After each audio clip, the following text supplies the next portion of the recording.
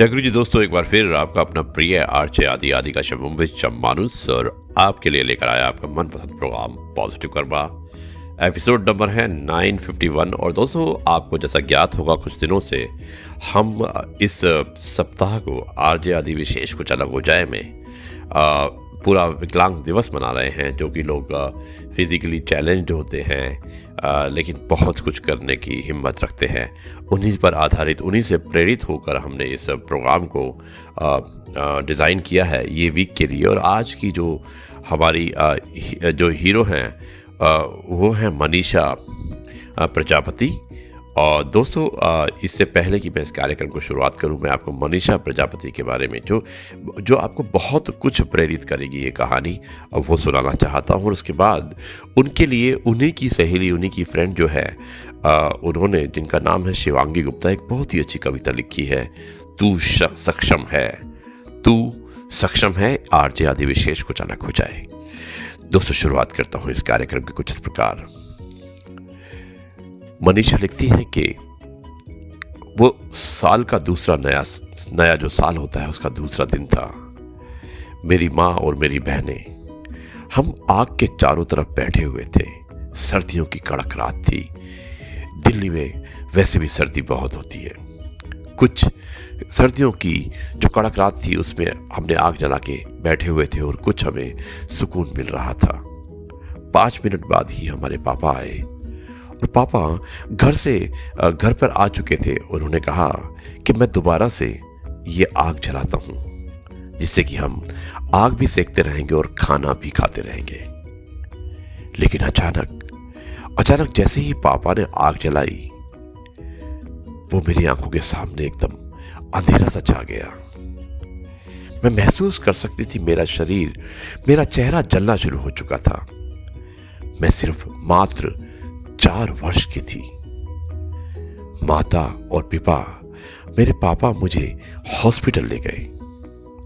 माँ ने कहा और माँ ने मुझे बताया कि पापा जिस बोतल के अंदर पेट्रोल रखा था और जिसके माध्यम से वो लकड़ियों में आग जलाने की कोशिश कर रहे थे, वो बोतल आग में जाते ही फट गई और बोतल के टुकड़े टुकड़े, कांच के टुकड़े टुकड़े मेरे चेहरे पर और मेरे हाथों पर घुस गए। डॉक्टर ने कहा कि इसे सर्जरी की आवश्यकता है। और जब मैं उठी तो मैंने देखा कि मेरे चेहरे पर बैंडेज लगा हुआ था। मेरी आंखें ढकी हुई थी। मेरा चेहरा बिल्कुल जल चुका था। मेरा चेहरा जल चुका था और मेरी आंखों से भी मुझे दिखना बंद हो चुका था। मैं बहुत परेशान हो चुकी थी।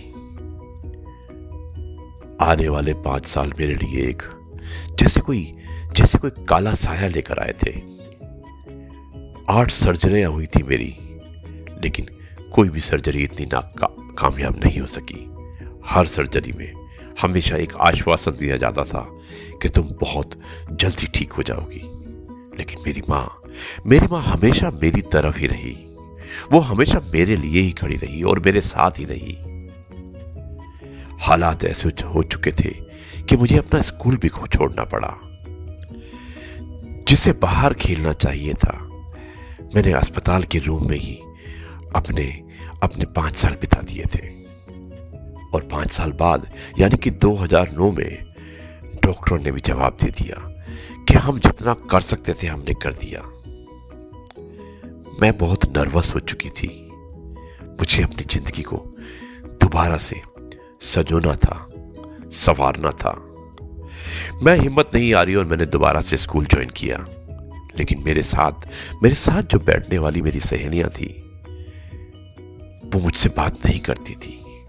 यहां तक कि मेरी प्रिंसिपल ने भी एक बार मुझसे कहा कि तुम्हारे साथ बैठे हुए सारे स्कूल के, तुम्हारी क्लास के बच्चे तुमसे डरते हैं। और कभी कभी तो मैं भी डर जाती हूं। मैंने बातें करनी बंद कर दी थी सबके साथ में। और 10वीं के बाद मेरी माँ ने मुझे एक सरकारी स्कूल में दाखिल करा दिया, जहां मेरा समय अच्छा बीता। मेरे क्लासमेट्स मेरे साथ अच्छे दोस्त बन गए और मेरे टीचर्स ने भी कहा कि तुम बहुत अच्छा कर रही हो, कॉम्पिटिशन्स में पार्टिसिपेट करो। यहां से मेरा आत्मविश्वास बढ़ना शुरू हुआ और उसके बाद मैंने ग्रेजुएशन किया। मैंने अपना आर्ट वर्क की एग्जीबिशन लगानी शुरू कर दी और ये मैं 21 वर्ष तक करती रही। उसके बाद मैंने सोचा कि क्यों ना मैं एक मेकअप आर्टिस्ट यानी कि मेकअप की क्लासेस भी लूं। मुझे ट्राई करना चाहिए, लेकिन मैं कैसी लगूंगी, मेरा स्किन कैसा लगेगा, ये सोचकर मैं घबरा गई। लेकिन मैं उसके बाद भी गई।